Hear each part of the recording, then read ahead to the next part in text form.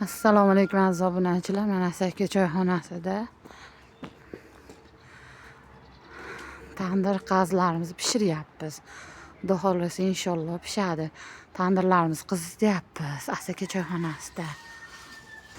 Mana o'ri o'tinlarda qizdiryapmiz. Tandir ham qizishni boshladi.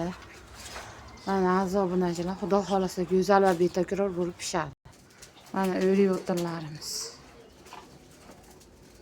Naryoqda rosa ko'p.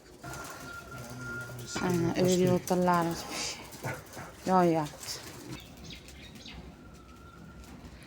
Mana aziz obunachilar, o'ri o'tinlarimiz zo'r bo'lib yoyapti. Xudo xolasa inshaalloh shirin bo'lib pishadi.